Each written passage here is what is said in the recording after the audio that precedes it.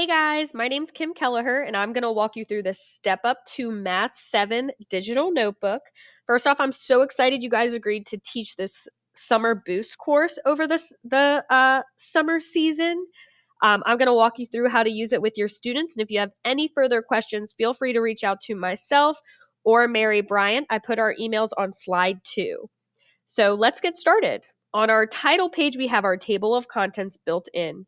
All of the lessons are linked for the students to go right to that slide, so they don't have to go searching through the notebook. We have 10 lessons total, and I'm going to walk you through what those lessons would look like. Before I do that, though, I want to show you a couple slides prior to the lessons.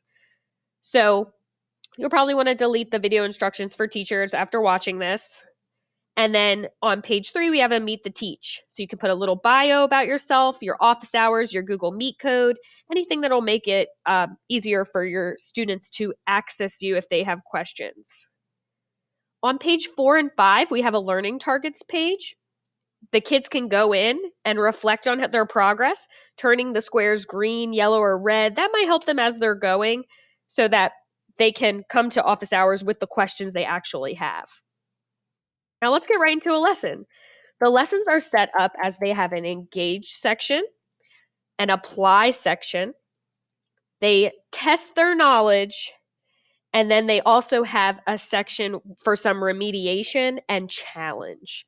So a little bit of extra work if they want to go through it. So on lesson 1, every lesson will start off with a pre-assessment. Your pre-assessments are found in your Schoology course. They're very nicely labeled for you, lesson 1 through 10.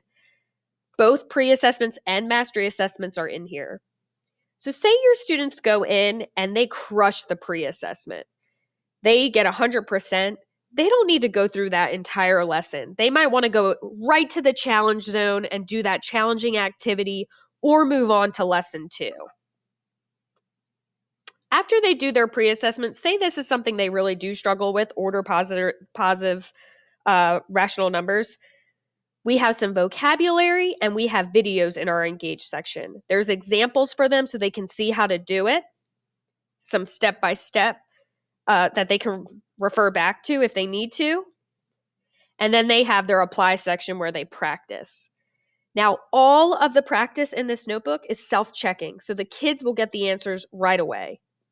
First thing they'll do on this is they will drag and drop. There's always directions on there to explain how to do it.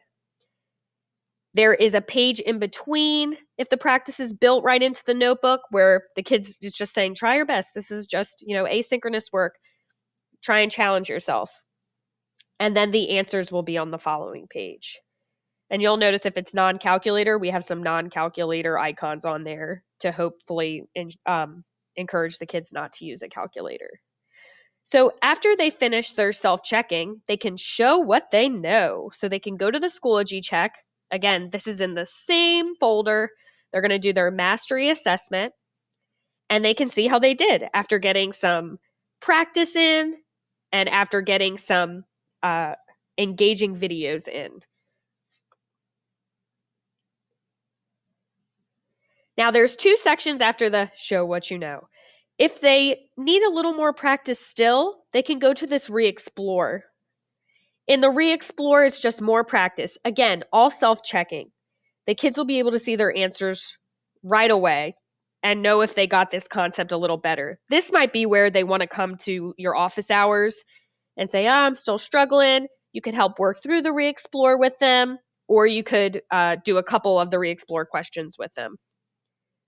Say they crush the mastery assessment, you can have them go to the challenge zone. So these are just a little bit more rigorous for the kids. Finally, the kids will do their reflection form. And this is something you definitely want to have. If you go back into your Schoology course, the reflection form is right here, Google Lesson Reflection Form. It's the same form for every lesson. You just have to make a copy. You're going to want this because this is, again, something you can use for your office hours. The kids can say what they completed. give you a fist of 5, how they did they not understand at all, or they completely understand. And this is something you can use to help them during your office hours. So definitely want to make a copy of that, and that will be on every lesson as well. Well, thank you so much for checking out this video. If you have any questions on anything, feel free to reach out to, again, myself or Mary Bryant. We have our emails right on the page too. And we hope you have a great summer and this class is super successful. Thanks again.